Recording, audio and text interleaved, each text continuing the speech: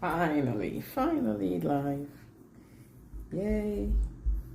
Gratitude for being live after several trials. I'm glad I'm live.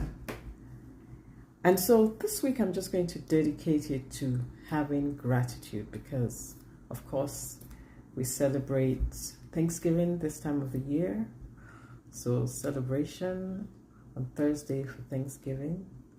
And so I just decided I'll just celebrate with gratitude for the rest of the week. We started yesterday and today we're continuing on with gratitude. So what are you grateful for? So right now I am facing some cold. It's cold, and I must say that I am grateful for living in Bahrain where it doesn't get this cold. Well, it gets this cold sometimes, but not for long. Lately, it hasn't been for this long. So, but I'm here. I'm experiencing some cold and some rain. It's been raining. I think this is my second day of seeing rain. And I like that. I like to be able to see rain. So when it comes to our leadership and just going on the thread of having a growth mindset, one thing I've learned is that adversity can sometimes be a motivation when used right. For example, now this is a disaster for me personally. I have been learning Arabic for many years. Do you know, for the first time in my life, I'm having to repeat a class. It's like, this is so shameful. But you know what? Unlike my previous year before I failed at Arabic, can you imagine failing at Arabic? But I failed. The previous year, somehow I could never find the time to submit my homework. After failing, I have not missed one single homework. It's like, I don't want to fail again. My teacher is so funny. She's like, so I know you're busy, but looks like maybe you're not as busy as you were last year. I was like, I'm just as busy, but I don't want to fail again, so I will make time to do my homework. So it's a matter of how do we see failure? How do we see adversity? When something negative happens, the way we see it, like in my case with my Arabic, I'm using it as an opportunity to focus in, spend more time doing my homework, making sure that I get things done. And so you can use that when something happens, you lost a job. How can you turn that around and say, okay, that job is gone. What have I learned from being on that job that I can use as a skill set for my new job as I go to look for a new job? Or is this a time to pivot and maybe start a business? So the way we look at failure will help us in our growth mindset. How do you look at failure? How do you see it? Do you see it as the end and there's nothing I can do about it? It's over. Or do you see that maybe it's time for me to pivot? Maybe it's time for me to do something else. Maybe it's time for me to move on. Is it a relationship that you were in that didn't work out quite the way you wanted it to? What have I learned from that relationship? How can I use that, what I've learned, to move on to somebody else? How can I use that to better me, make myself a better person? So, adversity, we can use that to motivate. I find that, at least for me, when I fail at something, it causes me to pay more attention.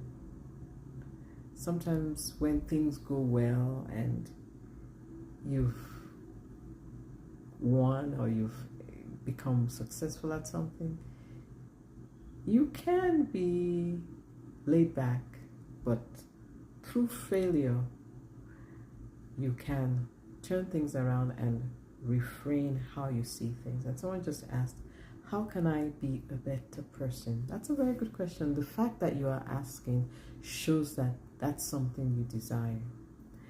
So it starts by recognizing that I want to be better now. What do you want to be better at?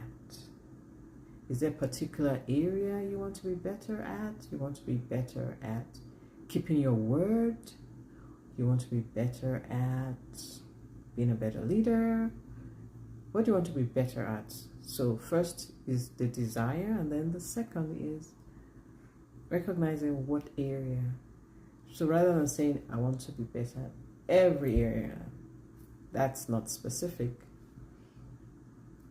Better to say, I want to start with this. I want to be better at leading my team. I want to be better in my communication skills. I want to be better in my health, taking care of my health. And there are certain areas that we look at as a coach. When you're looking at these different areas, you can recognize that in some areas you're very good, and in some areas you're not so good. We say, continue to develop those areas that you're good at, because those are your strengths. Typically, people say, oh, look at the areas that you're weak at and try to get those better. But as I have learned from my mentor, John Maxwell, there's a concept called the law of the lead. And the law of the lead simply states that if you are at a 1 or a 2 in a certain area, it's going to take more work if you want to get from a 2 to an 8. But if you're already at a 7, getting to an 8, it's much more feasible because you're almost there. So focus on those areas that you're already strong in. And as you develop yourself, those areas that you're not so strong in, you may find that you're getting better in those areas, or delegate. Delegate to somebody who's much better in those areas than you are. We're not meant to be the best at everything. That's why we need other people. We need a team. We need people that can complement us in those areas that we are not so good at. And it's okay to say I'm not so good at certain things. And now in the age of AI, we can get lots of help with AI. I love AI, so that's my next. And someone's asking, my exams are coming close and I need a good study plan. Should I study? Mustafa, thanks for asking that. Okay, so your exams are coming up. First of all, I don't know what the subject is. When are you best at studying? When are you best? Are you best? There's some people who are morning people. There's some people who are night people. So figure out what is your best time to study. For me, I like morning. I didn't used to think I was a morning person, but I worked, when I was working, I had to be at work at 6:30 a.m. every day. So guess what? I became a morning person. And so I find that I'm most productive in the morning. If I want to get things done that while I'm sharp and thinking, morning.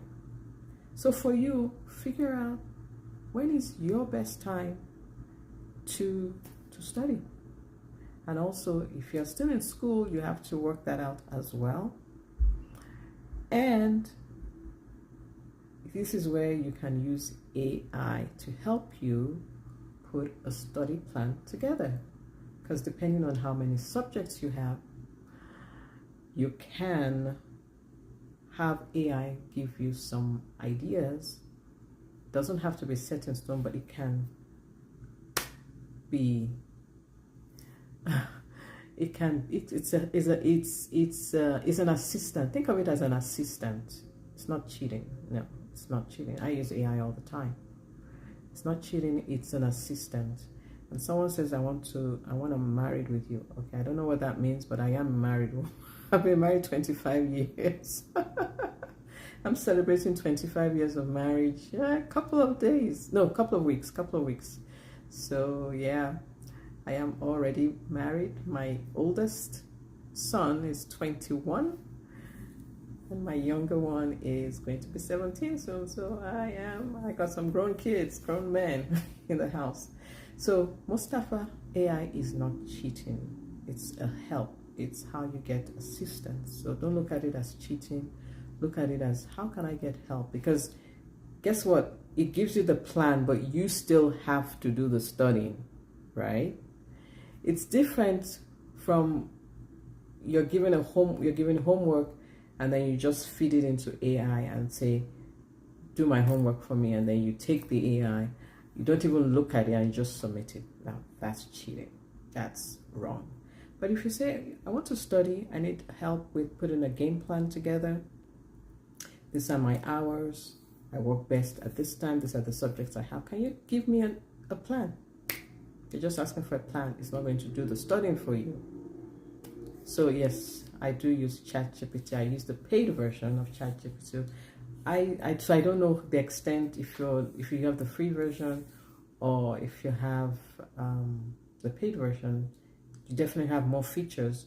So depending on what you have, you can use it to your benefit. Just it's a matter of how you speak to it and ask, how can I get a plan together for my studies?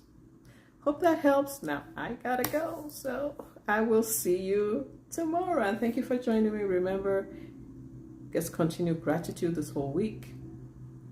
Let's use adversity as a motivation. When you fail at something, don't take it as the end. Take it as, how can I learn from this, and how can I move on, and how can I push through, and how can I use what I've learned to move to the next level. And with that, thank you for joining. God bless you.